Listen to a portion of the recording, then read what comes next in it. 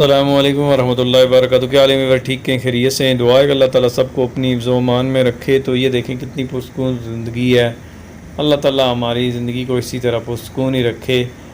تو اب رمضان مبارک بھی شروع ہو چکا ہے، تو جیسے رمضان مبارک میں ہم اللہ سے اپنے گناہوں کی معافی مانگتے ہیں، خود درگزر کا سوال کرتے ہیں، اسی طرح ہمارے پاس میں ہو تو اس کو بھی جو ہے نا ہمیں اگنور کرنا چاہیے، معاف کرنا چاہیے۔ تو یہ دیکھیں کس طرح ہمارے بھائی ہیں، ان کو یہ جو ہے نا دھرنے کی وجہ سے یہ بے یار و مددگار سا روڈ پہ رکے ہوئے ہیں۔ سامان ہے، بہت سے ایسے جو ہے نا گاڑیاں ہیں جہاں جانور جو ہے نا وہ لوڈ ہوئے پڑے ہیں، تو وہ بھی روح ہیں۔ ایک تو یہ ان کا ٹارگٹ ہوتا ہے کہ ہم نے ایک دن کے بعد جا کے جانوروں کو اتار دینا ہے، لیکن اب یہ ترنے کی وجہ سے یہ جو بالکل ٹریفک جام ہوئی پڑی ہے، دوسرا دن ہے، تو اس وجہ سے جو گاڑیوں میں جانور ہیں وہ بھی اس طرح رکے ہیں۔ اب ان کو نیچے تو نہیں اتار سکتے کہ ان کو پلائیں، کم از کم پانی پلا دیں، کھانا تو دور کی بات ہے۔ تو اس لیے ہمیں بھی کوشش کرنی چاہیے کہ جو ہے نا ایسے پھر لیڈیز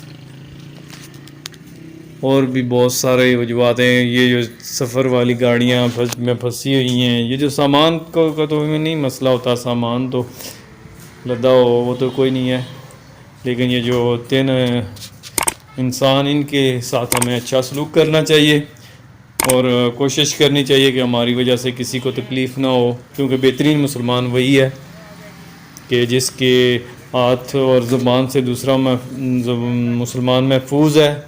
تو اب یہ دیکھیں ہماری اخلاقی ضرورت ہے کہ ہم کس وقت تک کیا کرتے ہیں۔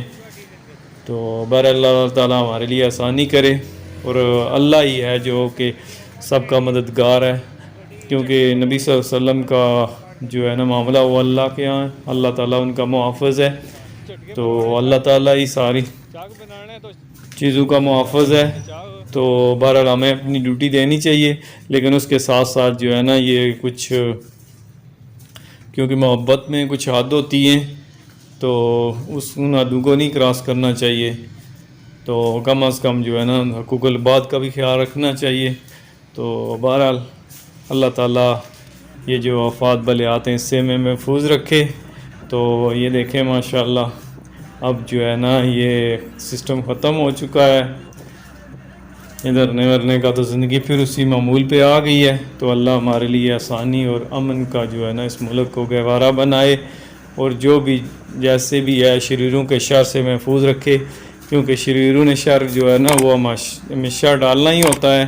شیطان کا یہی کام ہے کہ وہ شر ڈالے رکھے۔